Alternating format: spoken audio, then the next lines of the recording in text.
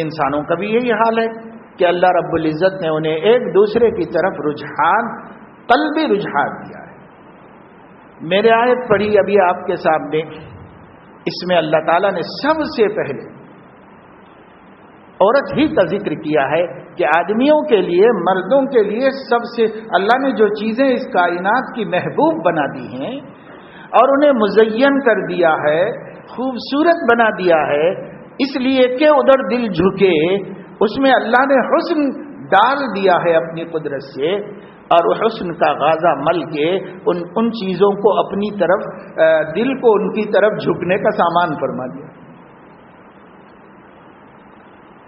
قدرتی طور پر تکوینی نظام کے تحت، یعنی اللہ کے اپنے سسٹم کے تحت کرنے کا دعویٰ کیا ہے۔ زین للناس، خوبصورت بنا دی گئی ہیں لوگوں کے واسطے کیا کیا چیزیں؟ حب الشہوات من النساء، سب سے پہلے اس کو بیان کیا، حب الشہوات من النساء، اور پھر اس کے بعد البنین، اولاد، بیٹوں کی محبت ہر شخص کو اللہ تعالیٰ نے عطا فرمائی۔ والقناطیر المقنطرۃ من الذهب والفضہ، سونے چاندی کے ذخائر کی محبت۔ والخیل المسومہ، سدھائے ہوئے اور ٹریننگ دیے ہوئے گھوڑے یا اس کے بعد کے زمانوں میں سواریاں، چاہے جو انسی انسان کی پسندیدہ ہوں۔ والانعام، چوپائے، والحرث، اور کھیتیاں۔ یہ فطری طور پر مجموعی چیزیں ہیں جن سے انسان محبت کرتا ہے، ان کی جزیات بہت بن جائیں گی، لیکن یہ مجموعی چیزیں ہیں جن سے انسان محبت کرتا ہے۔ لیکن آگے فرما دیا ذالک متاع الحیات الدنیا، ان چیزوں میں الجھنا، ان چیزوں کی محبتوں میں پڑنا ہے تو فطرت، کیونکہ اللہ نے مزین کر کے دلوں کو ادھر جھکنے پہ مجبور کر دیا ہے، لیکن یہ دھیان میں رہے کہ ان چیزوں سے آپ کا جو تعلق ہے وہ متاع الحیات الدنیا ہے، ایک محدود اور بہت مختصر اور فانی زندگی کی متاع ہے، پونجی ہے، اس سے زیادہ کچھ بھی نہیں۔ واللہ عندہ حسن المآب، اور جو اللہ کے پاس ہے وہ باقی ہے، نہ ختم ہونے والی ہے۔ اور یہ سب جتنے ماڈل اللہ نے دنیا میں رکھے ہیں دلوں کے جا کے مرنے اور قربان ہونے کے، یہ سب کے سب اپنی اصلی شکل میں اللہ نے جنت میں رکھی۔ یہاں دنیا میں وہ ماڈل ہیں اس کے جو اللہ نے دنیا میں رکھے ہیں۔ دیکھو ایسی ہوگی عورتوں کی لذت، اور دیکھو ایسی ہوگی سونے چاندی کی لذت، اور ایسی ہوگی پھل فروٹ کی لذت، کھانے پینے کی لذت، اور ایسی ہوگی لباس کی لذت، اور ایسی ہوگی مکان کی لذت، اور ایسی ہوگی کہ باغات اور نہروں کی لذت۔ جو لذتیں جو تمہیں دنیا میں دی گئی ہیں اور جو حسن دنیا میں ان چیزوں کو دیا گیا ہے، ایک سیمپل ہے، بتایا جا رہا ہے کہ یہ نہیں ہے کہ تم اس میں پڑھو، اس میں پڑھنے کے لیے نہیں ہے، یہ تو صرف دیکھنے کے ہیں، یہ جو ہے صرف دکھاوے کے ہیں، تمہارے سمجھانے کے واسطے، بس ختم۔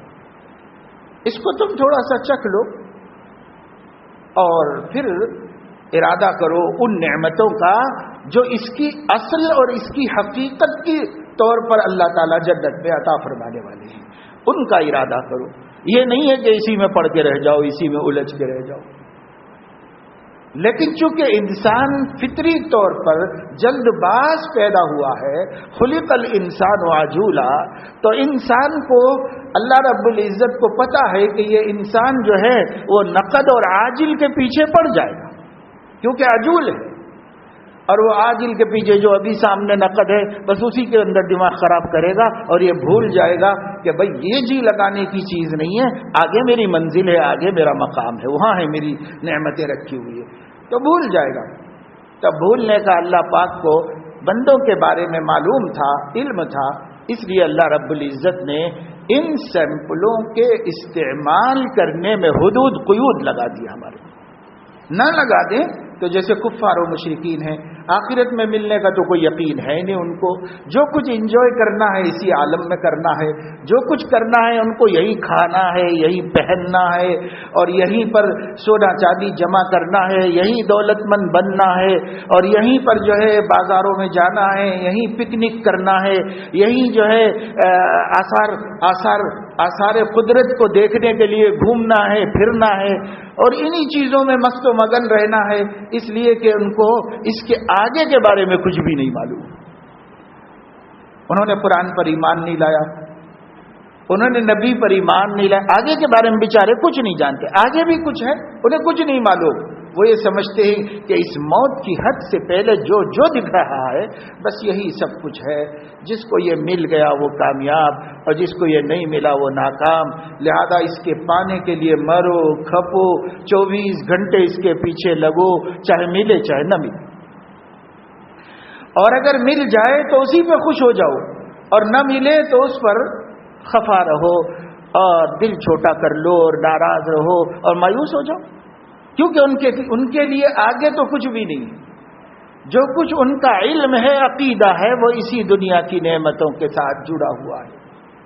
یہیں کی عورتیں, یہیں کی دولتیں, یہیں کی لذتیں, یہیں کا سامان سب ان کے سامنے یہی. یہیں کے مکان, یہیں کی جائیداد, یہیں کی جاگیریں, یہیں کے باغات, ان کے سامنے تو اتنا ہی ہے نا بیچاروں کے.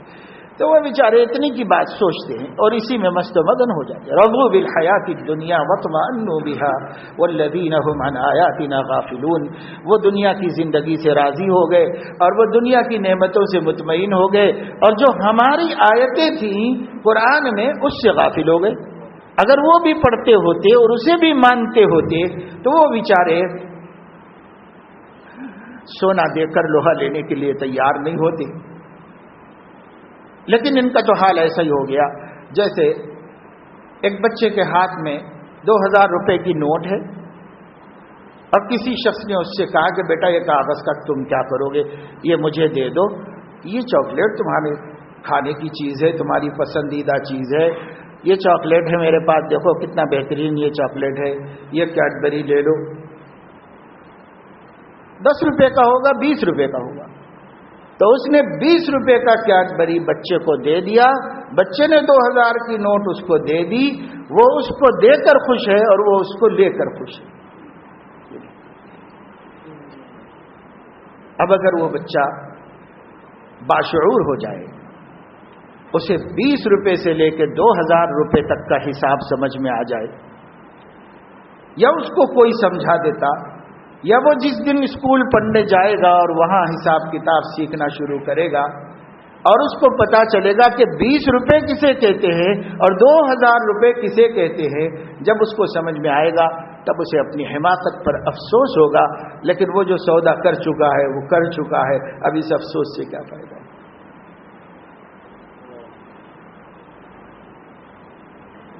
اس نے 1980 روپے کا گھاٹا کیا ہے. یہ معمولی مثال ہے. اس گھاٹے کو دنیا کی نعمتوں اور آخرت کی نعمتوں سے کوئی نسبت نہیں, کوئی نسبت نہیں. یہ معمولی مثال ہے. کفار و مشرکین اگر قرآن پڑھتے, اگر علم حاصل کر لیتے تو وہ دنیا کی ہر نعمت چھوڑنے کے لیے تیار. ایک صحابی حضور علیہ السلام کی خدمت میں بیٹھے ہوئے تھے. حضور علیہ السلام نے اس موقع پر صدقے کی فضیلت بیان فرمائی. انہوں نے کہا کہ یا رسول اللہ, میرے پاس ایک باغ ہے جس میں اتنے درخت ہیں, اور اس میں اس وقت میں اتنے کلو کھجور لگا ہوا ہے جس کی میں نگرانی کر رہا ہوں بال بچوں کے ساتھ وہاں جا کر کے. ابھی اس کو توڑوانا ہے, بالکل کھجور لدے ہوئے ہیں, پکے ہوئے ہیں, ابھی توڑوانا ہے اور بکانا ہے, اور اس کی بکری پر ان کا پورا سال گزرتا تھا. تو میں چاہتا ہوں کہ یہ صدقہ کر دوں راہ خدا میں, تو اللہ پاک مجھے کیا دیں گے؟ تو حضور علیہ السلام نے فرمایا, اللہ جنت میں اتنے ہی درختوں کا باغ تیرے لیے عطا فرما دیں گے. جب اس نے یہ بات کہی, حضور علیہ السلام نے یہ بات فرمائی, تو آپ کی بات سنتے ہی انہوں نے کہا کہ یا رسول اللہ آپ گواہ رہیے، میں نے آپ کو دے دیا انہوں نے۔ اب دے کر وہاں سے واپس ہوئے اپنے گھر۔ جو بات میں بتانا چاہ رہا ہوں وہ یہاں باغ کے قریب پہنچے تو اس باغ میں داخل نہیں ہوئے، انہی کا باغ تھا وہ، لیکن اس باغ میں داخل نہیں ہوئے، وہیں سے نماز پڑھنے گئے تھے، لیکن نماز پڑھ کے اب آئے تو باہر رک گئے۔ باہر رک کر اپنی بیوی کو آواز دی اور کہا کہ فلانی تم اپنے سامان اور بچوں کو لے کے باہر نکل آؤ فوراً۔ خود اندر نہیں گئے، خود باہر کھڑے ہو کر بیوی بچوں کو بلایا کہ سامان لے کے باہر آ جاؤ فوراً۔ تو ان کی بیوی نے پوچھا کیا بات ہے، کیوں آ جائے سامان لے کے باہر؟ کہنے لگے وہ باغ اب اپنا نہیں رہا، میں نے اللہ میاں کو دے دیا ہے اور انہوں نے جنت میں مجھے دے دیا ہے اس سے اچھا باغ، اس لیے اب باہر آ جاؤ، ہم اپنا دوسرا انتظام ٹھکانہ تلاش کریں۔ تو ان کی بیوی اپنے بچوں کو اٹھا کر جو سامان لا نہیں دے سکتی ہے وہ سامان گھسیٹتے ہوئے فوراً باغ کے باہر آتی ہے اور اپنے میاں کو خطاب کر کے یہ کہتی ہے ماشاءاللہ بہت فائدے کا سودا کر لیا آپ نے، آج فائدے کا سودا کر لیا۔ آپ سوچئے کہ اس مرد کا کیا جذبہ ہے اور اس عورت کا کیا جذبہ ہے جس کو کہا جاتا ہے کہ وہ مال و متاع دنیا پہ قربان ہوتی ہے۔ اور مرد کے لیے بھی زین للناس حب الشہوات من النساء والبنین اور الحرث تک اللہ نے سب کا، لیکن یہ محبت صحابہ کرام کے لیے آخرت کے نعمتوں کے خاطر قربان کرنا کوئی مشکل کام نہیں تھا، وہ بہت آسانی سے قربان کرتے۔ لن تنالوا البر حتى تنفقوا مما تحبون، نیکی کا اعلیٰ مرتبے کو نہیں پا سکتے جب تک اپنی پسندیدہ چیز اللہ کے نام پر نہ دے دو۔ یوں گھر میں بیکار ہو جائے تو صفا بیت المال کو ہم فون کر دیں کہ ہمارے گھر میں بیکار صوفہ پڑا ہوا ہے لے جاؤ، ہمارے گھر میں بیکار کپڑے پڑے ہوئے ہیں لے جاؤ، کیونکہ اب جو دوسرے لا رہے ہیں رکھنے کے لیے جگہ نہیں۔ خیر اگر نیت یہ کر لیں کہ غریبوں کے کام آ جائے گا بیکار جانے سے، گھوڑ پہ پھینکنے سے بہتر ہے کہ غربا کا فائدہ ہو جائے، تو انشاءاللہ اس پہ بھی ثواب ملے گا۔ لیکن اللہ یہ چاہتے ہیں میرے نام پہ بڑھیا چیز دو، بڑھیا چیز دو، اللہ کے نام پر سب نعمتیں تو انہی کی دی ہوئی ہے، تو یہ بھی دیں اور کبھی کبھی اپنی پسندیدہ بھی دے دیا کریں، پسندیدہ بھی دے دیا کریں، اور جو استعمال ہو گئی اس کی بھی ترغیب آئی ہے حدیثوں میں، وہ بھی خیرات کر دیں، لیکن پسندیدہ بھی کبھی کریں تاکہ نفس ٹوٹتا رہے اور اللہ کے نام پر دینے کا جذبے کا امتحان لیتے رہے ہم اپنے آپ سے۔ سیدنا عمر فاروق آئے، کہنے لگے کہ یا رسول اللہ مجھے اپنی پوری زندگی میں یاد نہیں پڑتا کہ خیبر کی زمین سے بہتر کوئی مال مجھے ملا ہو، سب سے بہترین مال وہ ہے جو آپ نے خیبر کے باغات تقسیم فرمائے مہاجرین میں، تو مجھے جو باغ ملا ہے، جو حصہ ملا ہے، میری ملکیت میں اس سے قیمتی کوئی چیز نہیں، اور نہ پوری زندگی میں اس سے بہتر مال میں نے کمایا ہے۔ اللہ نے یہ آیت نازل فرمائی، میرا جی چاہتا ہے کہ میں یہ مال آپ کو دے دوں، بیت المال میں داخل کر دوں، تاکہ اللہ خوش ہو جائے، میں نیکی کا اعلیٰ درجہ پالوں۔ دیکھیے وہ دولت ہے جس کے بارے میں خود کہہ رہے ہیں پوری زندگی میں اس سے اچھا مال مجھے نہیں ملا، پوری زندگی میں، اور سب سے اچھا مال لے کے آئے ہیں، اور کہہ رہے ہیں یا رسول اللہ آپ لے لیجیے، یہ میں آپ کو دے دینا چاہتا ہوں۔ حضور اکرم صلی اللہ علیہ وسلم نے فرمایا کہ میں نے جان لیا تم کیا کہنا چاہتے ہو، میں سمجھ گیا، تمہارے جذبے کو اللہ نے بھی دیکھ لیا، میرا مشورہ یہ ہے کہ اس مال کو اپنے پاس روک کے رکھو اور اس کو وقف کر دو، ملکیت تو تمہاری رہے لیکن اس کی آمدنی خیرات کرتے رہو، اس کی آمدنی سے صدقات کرتے رہو۔ تو پھر حضرت عمر رضی اللہ تعالیٰ عنہ نے ایک وقف نامہ لکھوا دیا اور اس میں کہا کہ اس آمدنی میں سے میرے خاندان کو، میرے بچوں کو، یتیموں کو، مسافروں کو، غریبوں کو دیا جاتا رہے گا اس میں سے، اور میرے بعد جو اس کا متولی رہے گا وہ اپنے آپ کے لیے بھی اس کو استعمال کر لے گا، اپنی ضرورتوں کے لیے، مالدار بننے کے لیے تو نہیں استعمال کرے گا، ضرورتیں پوری کرنے کے لیے میرے اس وقت سے وہ بھی کھائے گا، استعمال کرے گا، اور اس کے پاس جو مہمان آ جائیں ان مہمانوں کو بھی اس میں سے کھلائے گا، اور جو جو ان کی نیتیں تھیں ساری نیتیں لکھوا دی اور لکھوا کر وہ وقف کر دیا۔ پھر وہ اوقاف چلتی رہی، فائدہ لوگوں کو ہوتا رہا، بجائے اس کے کہ ایک دفعہ خیرات کر دیتے۔ نبی نے یہ کیا کہ بھائی پیداوار کراتے رہو، اس کی پیداوار، باغات بھی تھے، کھیتی بھی ہوتی تھی، پیداوار کراتے رہو اور پیداوار خیرات کرتے رہو تو سلسلہ لمبا ہوگا اور لوگوں کو نفع ہوتا رہے گا، اگلی نسلوں میں بھی پہنچے گا یہ نفع، تمہارا فائدہ۔ تو حضور نے یوں اوقاف کی بنیاد ڈالی، اور حضور علیہ الصلوۃ والسلام کے پاس آگے حضرت طلحہ رضی اللہ تعالیٰ عنہ، وہ کہنے لگے کہ یا رسول اللہ، میرے مال میں بیروحہ سے زیادہ کوئی قیمتی مال نہیں ہے۔ مسجد نبوی شریف کے سامنے ایک باغ تھا، جو باغ اب مسجد نبوی شریف میں داخل ہو گیا ہے، یہ میرے پاس ہے، سب سے بہترین مال ہے، مجھے بھی پسند ہے، بلکہ نبی کو بھی پسند تھا وہ باغ۔ انہوں نے کہا یہ اللہ نے فرمایا ہے نا حتی تنفقوا مما تحبون، یہ میرا محبوب باغ میں بیت المال کے لیے لایا ہوں، آپ قبول فرما لیجیے، آپ کو اختیار دیتا ہوں، جہاں مناسب سمجھے صرف فرما دیجیے۔ تو حضور علیہ الصلوۃ والسلام نے فرمایا کہ یہ مال بہت رابح ہے، ذالک مال رابح، یہ بہت قیمتی مال ہے اور یہ بہت قیمتی سرمایہ ہے، اس کو تم ابھی نہیں صدقہ کرو، البتہ اسے اپنے بھائیوں اور بھائی کے بچوں پر اس کو تقسیم کر دو، ان کو دے دو، ان کو دینا بھی صدقہ ہے، وہ غریب ہیں، مالدار ہو جائیں گے، ان کی بھی اپنی زمین جائیداد ہو جائے گی، اس لیے رشتہ داروں پہ خرچ کر دو۔ وہاں حضور علیہ السلام نے اوقاف کا ایک نظام قائم کیا، اور یہاں حضور علیہ السلام نے غلط فہمی کو دور کیا۔